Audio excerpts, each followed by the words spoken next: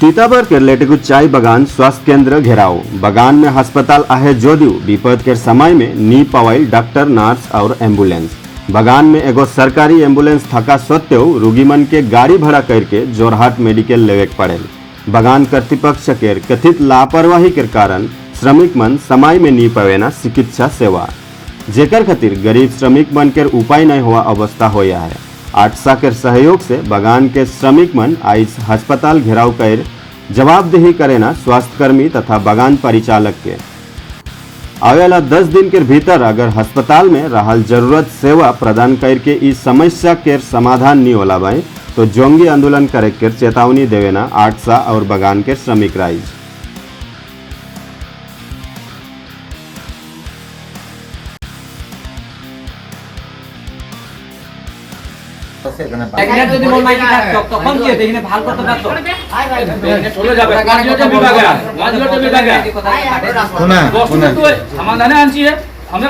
হোৱাটো হৈ গ'ল কিন্তু আমি প্ৰব্লেমটো যাতে ভৱিষ্যতে নহয়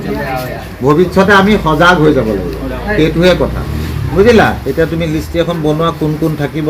ৰাতিপুৱা কোন থাকিব সানডে কোন থাকিব তোমালোকে এজনী থাকিবা কোন কোন থাকিব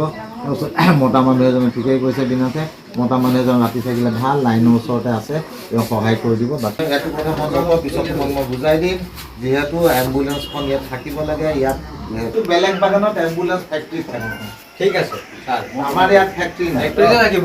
আমাৰ এই ড্ৰাইভাৰৰ কথা আপুনি ৰিক্সৰ কথা ক'লে কি ৰিক্স কোনে ল'বলৈ উত্তম হা উত্তমৰ কথা ড্ৰাইভাৰৰ আপুনি ৰিক্স কোনে ল'বলৈ উত্তমৰ কথা ৰিক্স কোনে এতিয়া আমদে বৰ্তমান হৈ গ'ল 8 ঘণ্টা দুটা বজাৰ পিছত বেলেগ এজন আহা হৈ গ'ল ডিউটি লগা তোমালোকে যদি নাৰ্ছ ডক্টৰৰ অভাৱৰ কাৰণে আমাৰ কিছু পেচেণ্ট ইয়াৰ পৰা তিতাবলৈ যাবলগীয়া হৈছে যাতে ডক্টৰ নাৰ্ছৰ অভাৱৰ কাৰণে আমাৰ হয়তো শ্ৰমিকে মৃত্যুৰ মুখতো পৰিব পাৰে আৰু আমি এইকাৰণে আজি আটচাই স্মাৰক পত্ৰ এখন মেনেজাৰক আমি দিয়া হৈছে যাতে এই দাবীবিলাক আমাৰ অতি শীঘ্ৰে সমাধান কৰিব বুলিকে আমি দাবী জনাইছোঁ। প্ৰাথমিক চিকিৎসা কেন্দ্ৰত না এজন নাৰ্ছ আছে না এজন ডক্টৰ আছে